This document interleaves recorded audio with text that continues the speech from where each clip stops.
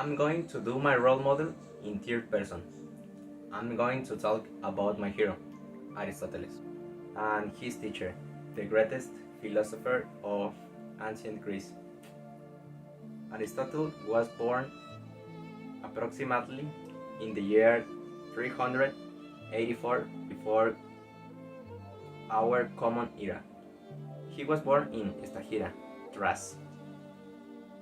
But when he turned 18, he traveled to Athens to reside in the Platonic school of the great philosopher Plato of the ancient Greece. Aristotle was so good in his academic performance that Plato considered like his disciple. Aristotle being instructed by Plato from the age of 18, instructed by a great thinker of our ancient common era. Year after year, the young Aristotle cultivated wisdom, learning of all kinds, politics, mathematics, among other teachings given at the school of Athens. The exchange of ideas and thoughts was so vast in that academy, and of course, it could not miss a library where to capture the ancient codices thoughts. The Library of Alexandria in Athens. The center of the knowledge resides there. To be able to access the knowledge, it was a key piece for Aristotle, not to corrupt it, and use the knowledge in his favor, and tyrannically quite the opposite. He used it for the transcendent and the altruist good. Not for nothing was instructed by one of the greatest thinkers of the ancient Greece. He was on the path of the truth, the path of the good. With the passage of time, Aristotle aims to be a noticeable improvement with the respect to the thinking of his teachers.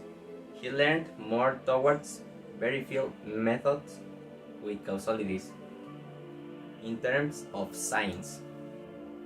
Due to his systematized methodology, Aristotle can be considered the first scientific researcher in the modern sense of the word.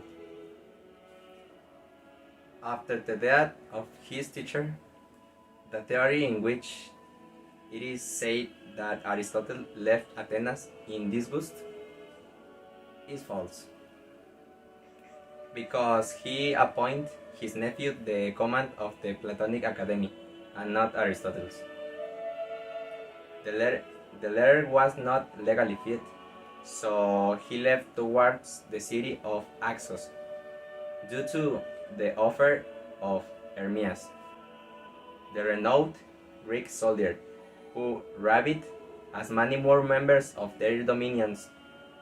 The already mature Aristotle would pass 3 years in that place. He would marry and have a son. For a time, he dedicated himself to a domestic life, also approaching the crown of the kingdom of Macedonia. It is even said that he instructed the son of the king of that kingdom, Alexander the Great,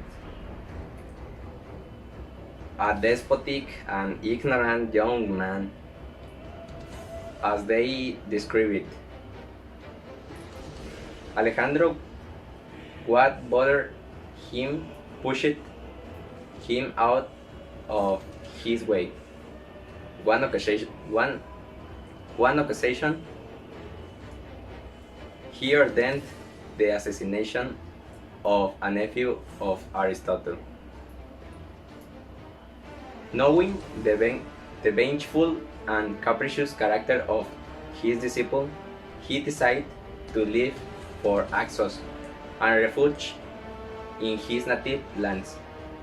In this tour and found his own school of philosophy, El Liceo. After the death of Alexander the Great, the conspirational events will begin.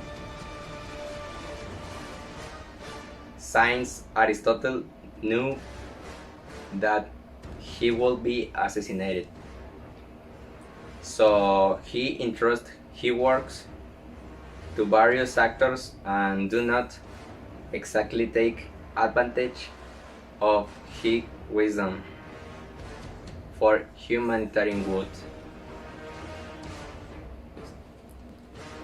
I consider the one who conquers his desires more courageous than the one who conquers his enemies, since the hardest victory is the victory over oneself.